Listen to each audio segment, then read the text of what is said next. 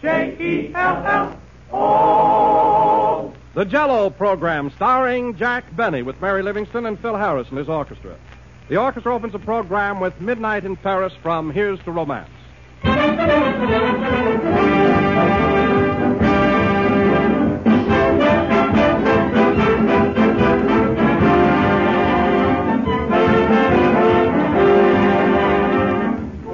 According to the calendar, spring is practically here, but the weather doesn't always follow the almanac, so you can't count on it.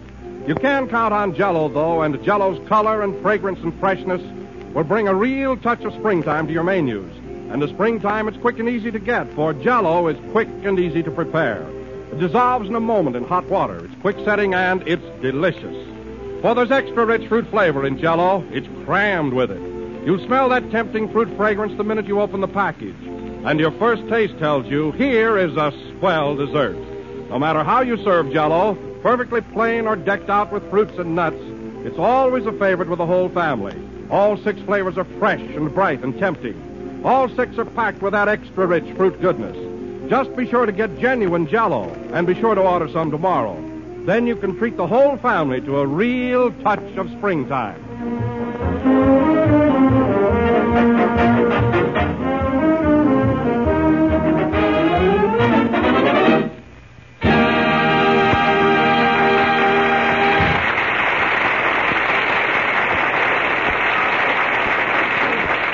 That was Midnight in Paris, played by Phil Harris and his orchestra. Now, ladies and gentlemen, tomorrow being the first day of spring, we bring you Sulphur, Molasses, and Jack Benny.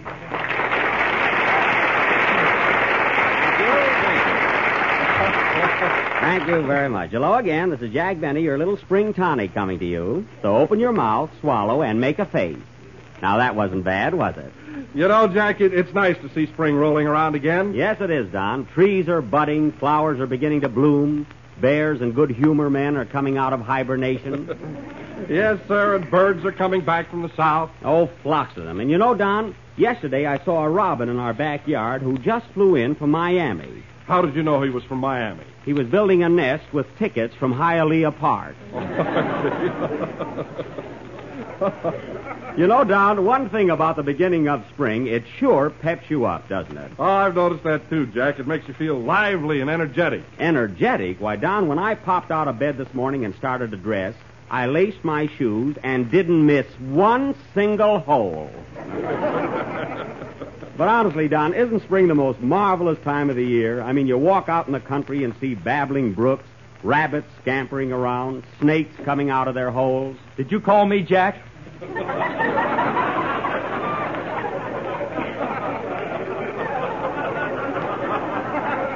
No, Phil. Oh, then I'll crawl back in again. Yeah, by all means. Hey, Phil, wait a minute. I nearly forgot. You know, I'm not going to be able to use your orchestra on next week's broadcast. You're not? Why? Well, listen, Phil. You too, Don. I've got a surprise for you. Tomorrow, I'm leaving for New York. New York? Yes, I'm just going for a little pleasure trip, see a few shows, and next Sunday I'm going to broadcast from there. Well, aren't we going with you? No, Don, you're all going to get a week off. You, Kenny, Mary, and Phil. Does that mean I'm not going to get my check next week? Well, I won't tell you, Phil, but don't be surprised if your bank book misses a beat. You'll just have to forget 1 week's salary. Oh, I'm supposed to forget, eh? Yes. Well, with the amount you pay me, I won't have to join the Foreign Legion. Oh, I don't know. You do all right. Well, say, Jack, who's going to be your announcer in New York next Sunday? Well, Don, Harry Von Zell promised to help me out, and he's such an effervescent type. I think he'll be swell, don't you? Well, yes, if you like that sort of stuff. Now, of course, you will have to admit that he is very popular. You mean with me or with the public? With the public, and they ought to know.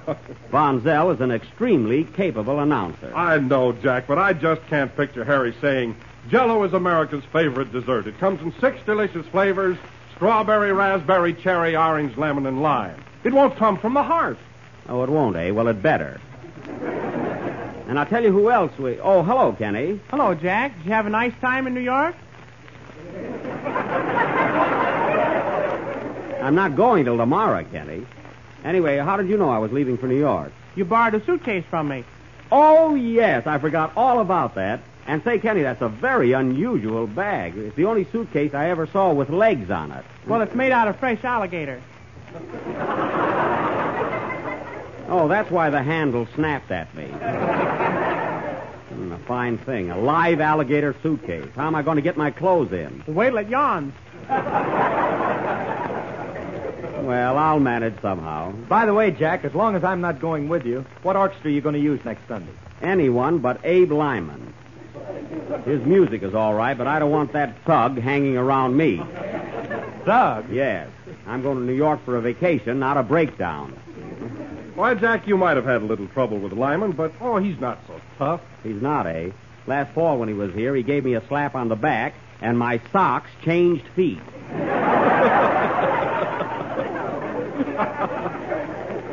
I don't want any part of that guy. Well, you'll have to have music. Who are you going to get? Well, there's Whiteman and Olson, Bester. Of course, Stokowski is in Italy. I can't get him. Now, let's see. Hey, Jack, What is it, Kenny? when Stokowski comes back, is Garble going to sing with his band?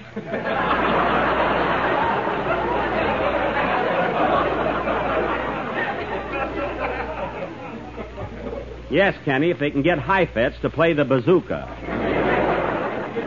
Bazooka? What's that? I don't know. Say, Phil, have you got any bazookas in your band? No, just palookas. Oh. Well, tell him to put down that jug and get ready for Kenny's song. What's it going to be tonight, Kenny? A little number called I See Your Face Before Me. Well, that's all right, Kenny. Give him high-class stuff all the time. Hit it, Phil. Hold it a minute. Come in. Telegram for Jack Benny. Right here, boy. It's collecting. Am I going to have trouble?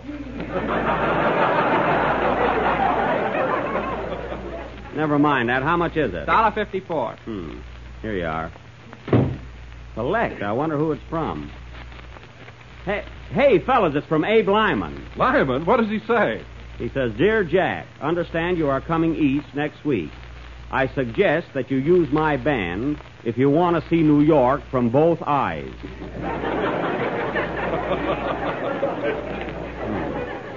We'll meet you at the station with my car and an ambulance. Take your choice.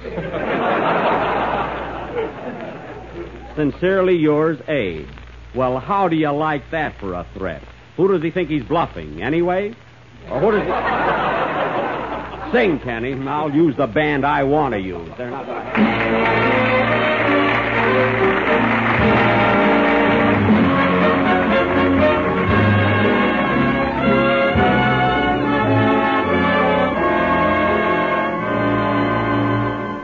In a world of glitter and glow, in a world of tinsel and show, the unreal from the real thing is hard to know.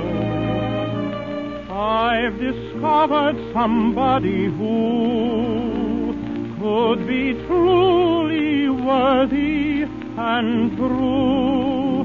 Yes, I met my ideal one when I met you. I see your face before me, crowding my every dream. There is your face before me.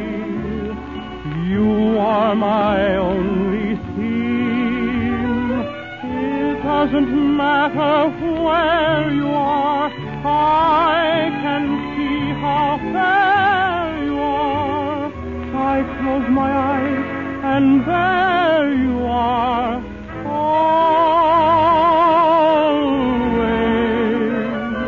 always. If you could share the magic, if you could see me too, there would be nothing tragic in all my dreams of you. Would that my love could haunt you so, knowing I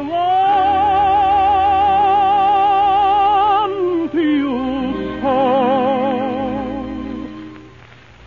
I can't erase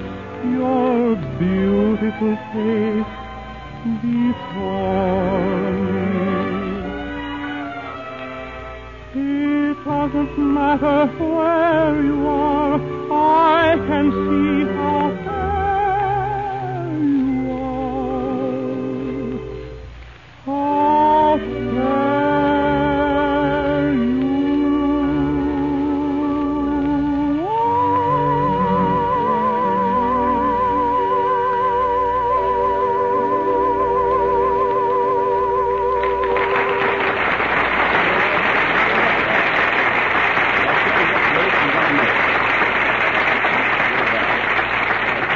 That was I See Your Face Before Me, sung by Kenny Baker. Well, Kenny, I won't be able to hear you now until a week after next. I suppose you'll be listening in next Sunday, eh? Yeah.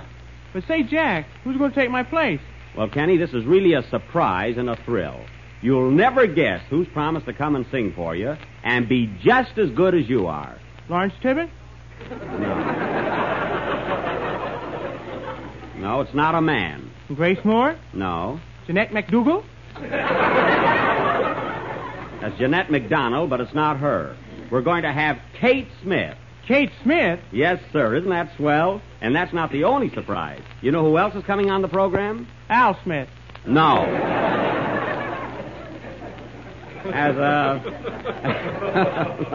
As a special treat, we're going to have Fred Allen. Gee, it'll be good to see that lovable old louse again. He's a pretty good guy at that. Well, how do you know Alan will appear, Jack? Did you ask him? Ask Freddie. Why, he'll be tickled to death to go on with me. I bet he can hardly wait till I get to New York. And, Don, believe it or not, we're going to have Bob Ripley, too. How's that? Swell. Hello, everybody. Hello, Mary. Hello, Mary. Well, Mary, I'm glad you dropped in before we went off the air. Where were you? Oh, I went for a long walk and just sort of lost myself. Isn't spring wonderful, Jack? Yeah. Hats are budding in the windows. Dresses are beginning to bloom. Yeah, I know. And Hattie Carnegie is coming out of hibernation. Say, that's a new bonnet you've got on there now, isn't it, Mary? Uh-huh. Made it myself. Isn't it cute? Yes, but it's got a lot of stuff on it and such colors. Where'd you get the idea? From a fresh vegetable place. Oh, yes, I see that poached egg on top there. You know, Mary, women's hats this season are certainly the limit. Most of them look like something to eat. Yeah, you ought to see my new pork and beanie. Say, Don, can you imagine if men wore the kind of hats that women do? Huh? Wouldn't it be awful? Yeah, imagine walking into a store. How do you do, sir? I'd like to see something in a bacon and tomato Stetson. No mayonnaise on the crown. Please. Would you care for a pickle in the hat band? Sweet or sour? Well, dill is very popular this season. Oh, I don't know what kind to get, but I do want a hat that's nourishing. Why don't you get a New England boiled fedora? Well, you're not kidding, Mary. That's just about how silly women's hats are. Oh, Mary, did Jack tell you that he's going to New York tomorrow? Oh, sure. Are you going to have a girl on the program, Jack? Well, Mary, Kate Smith has promised to help me out. First, she's going to read Kenny's lines. Then she's going to sing Kenny's song. Then she's going to play your part. And then you know what else she's going to do? Collapse. No. But she will be very busy there. Is she going to take tickets at the door, too? Of course not. NBC has well-trained ushers for that.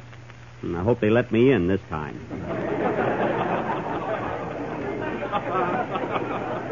I'll bet you're all excited about going. What orchestra are you going to use? Well, Mary, I haven't decided yet. It's between Paul Whiteman and Abe Lyman.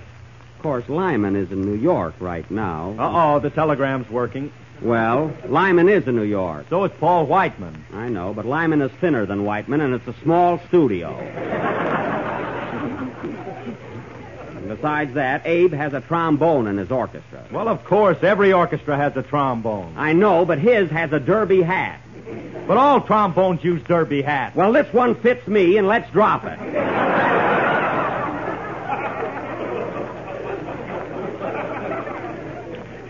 You see, Mary, Phil thinks I'm hiring Lyman because he threatened me in a telegram. Did he scare you? Why should I be scared of him? If you want to know something, Mary, Abe wears a charm bracelet. Well, watch out. There's a blackjack on it.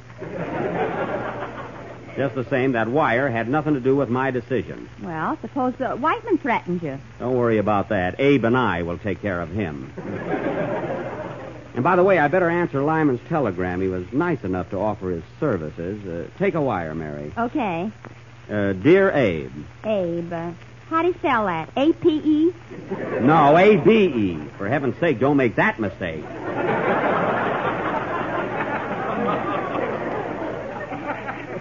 Goodness.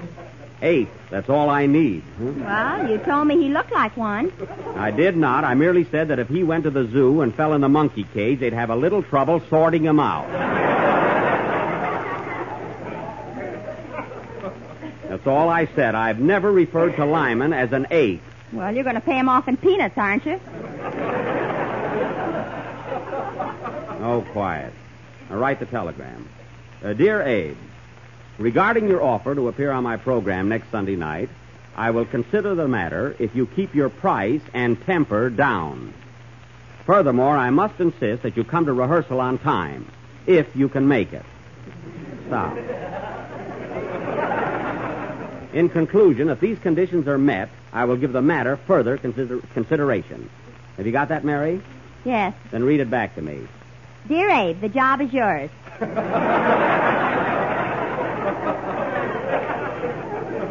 It's not what I said, but let it go. Oh, wait, put another line in there. Please see that the boys in your orchestra eat their lunch before we go on the air. Because last time I was broadcasting knee-deep in herringbones. Say, Jack, did Lyman's boys really eat during your broadcast? Yes, they did, Phil. Take out your dinner pails, man. We're as good as they are. Hey, cut that out. Now, that'll be all, Mary. Just sign my name. Shall I send the wire collect, Jack? No, I better pay for it. He's liable to kill the messenger boy. Well, I'm all set now. I've got my orchestra, singer, announcer. I'll take it. Hello? Long distance? Yes, I'll take it. I wonder who it can be. I hope there's no... Hello? Oh, hello, Fred. It's Fred Allen, fellas. Gee, well. Say, Fred, it'll be nice having you on my program next Sunday night. What? Well, look, Fred, none of the others are asking anything. I said nobody else is getting anything for it. Well, this isn't like you, Fred. Aren't you being just a wee bit mercenary? Oh, all right, I'll give it to you. Yes, you can take my word for it. You'll get it before the broadcast. So long. What a guy. What's the matter, Jack? Oh, nothing. Come on, what is it? Oh, Alan won't go on the program unless I give him my Boy Scout knife.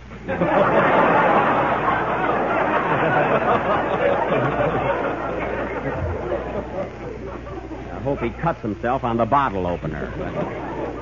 He wants your Boy Scout knife. Yeah, gee, I hate to give it up. I've had it since I was a tenderfoot. Oh, well. He's not going to get the chain anyway. Say, fellas, I got to run home now and get ready, so carry on with the show, will you? I haven't even started packing yet. I'll come along and help you, Jack. Thanks, Mary. I'll come too, Jack. No, Kenny, you'll only be in the way. Well, it's my alligator, and I'm going to pack it. Oh, all right. Come along. Play, Phil. Gee, I hate to give up that knife. I just had it sharpened, too.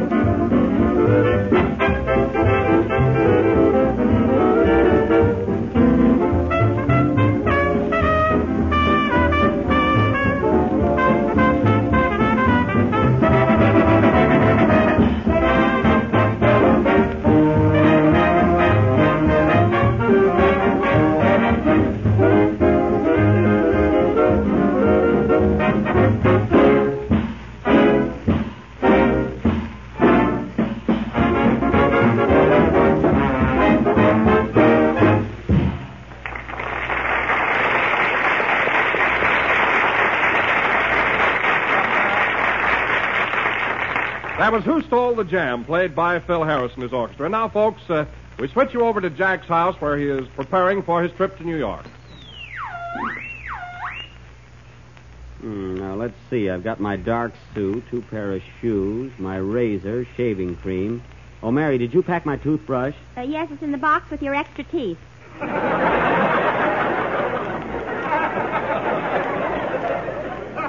My extra teeth, where? Right there. Those are my new cufflinks. Extra teeth. Jack, where are your neckties and handkerchiefs? Mary's packing them, aren't you, Mary? Yes, I put away your handkerchief, tie, socks, and cigars. I don't want my cigars packed. It's such a long trip, they'll get dry. No, they won't. I put them in the bowl with the goldfish. Mary, my pets aren't going to New York with me. They're not? No. Then I better take the canary out of the hot water bottle. What? Why, Kenny, the bird will suffocate in that hot water bottle. He will not. I punched holes in it. I knew I should have left you in the studio. Hey, Rochester. Yes, sir. How are you coming along with the wardrobe trunk? Okay, boss, I'm almost finished. You know, it's liable to be pretty cold in New York this time of year. I wonder if I should buy some long underwear. Don't bother, I sewed leggings on your shorts.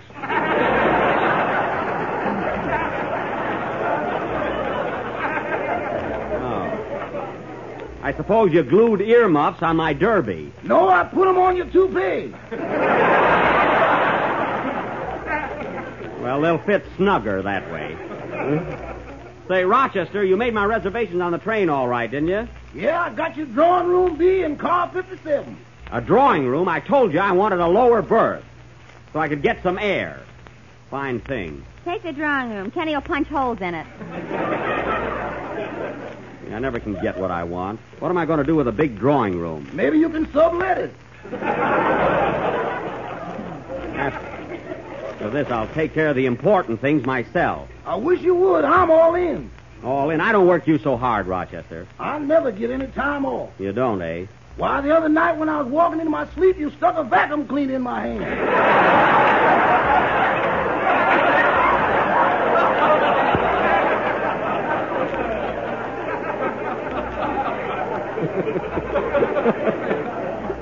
Well, I figured as long as you're wearing out the rug, you might as well clean it. What are you laughing at? Look what Kenny just packed in your suitcase. Kenny, take that mouse trap out of my grip. The mouse, too? Yeah. You got everything in there but the family album. Oh, say, Rochester, you have to drive me down to the station in the morning, so you better put the luggage in the car tonight. I think you better take a cab, Mr. Benny. Why, what's the matter with the car? We got a flat. A flat? Well, you can fix that before morning. No, sir. This is the whole rear end. Fine thing. How did that happen? Well, I was backing out of the garage this morning. You know that big concrete post that stands up in front of the driveway? Yeah? Well, it's laying down now.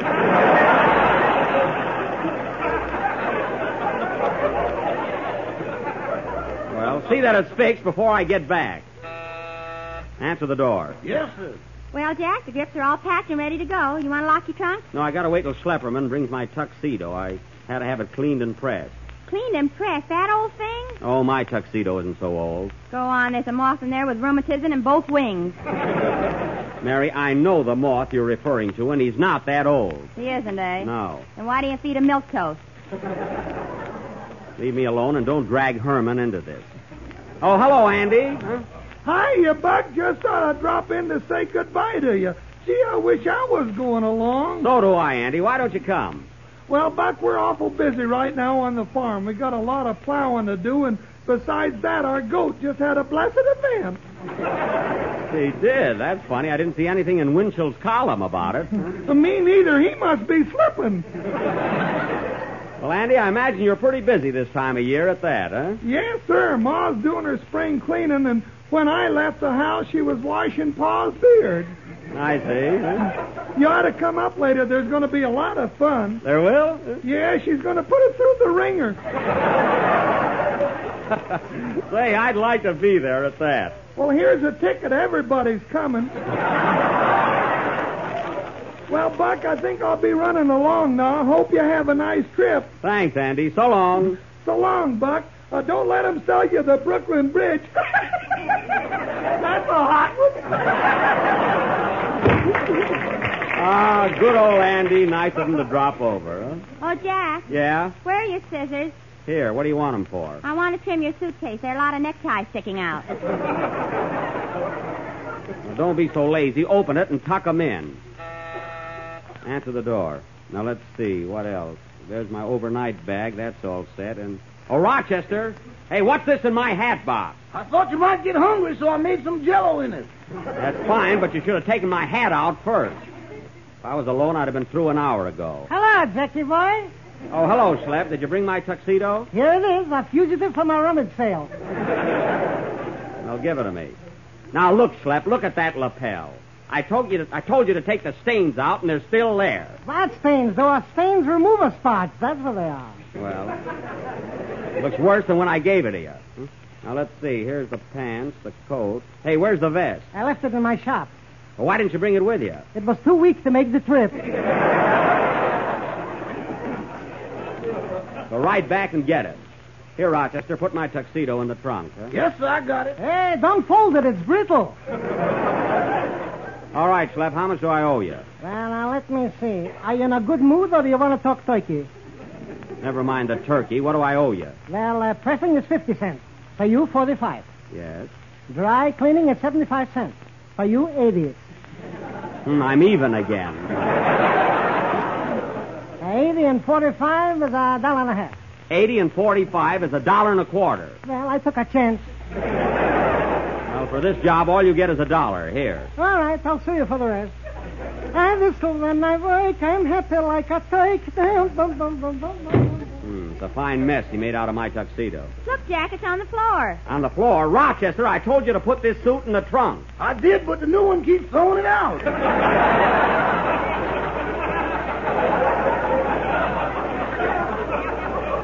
Well, don't get funny and put it in the trunk and lock it up. Yes, sir. Well, that's a relief. Now I'm all set to go. Say, Mary, how about you and I going out and getting a bite to eat, eh? Okay, Jack, I'm starved. Come on. You too, Kenny. Hey, where's Kenny? Oh, Kenny, where are you? Here I am. Let me out. Good heavens, Rochester locked him in the trunk. Rochester, open it and let Kenny out. The keys are in there, too. You locked the keys in the trunk. That's the most stupid thing you've ever done. Wait till you look for your ticket. Oh, come on, Mary. Let's go out and eat. Well, what about Kenny? He'll suffocate in that trunk. Oh, that's all right. We'll punch holes in it. Come on.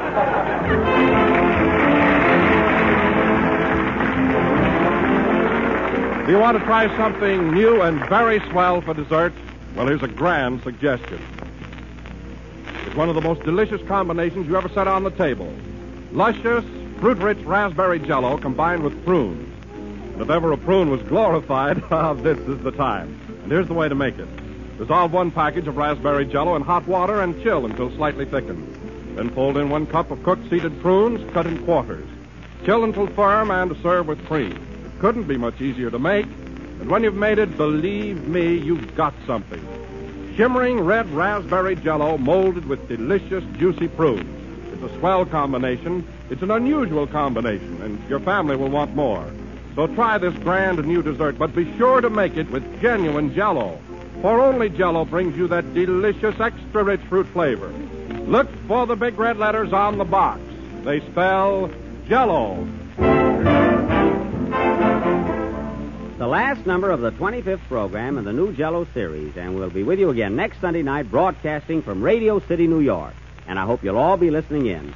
Well, Mary, I've got to run over to Phil Baker's show and congratulate him. I heard this was his 5th anniversary. Well, be sure and kiss Beetle for me. Yeah, I will. Good night, folks.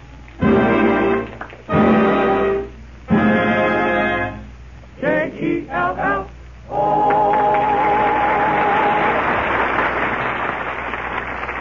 This is the National Broadcasting Company.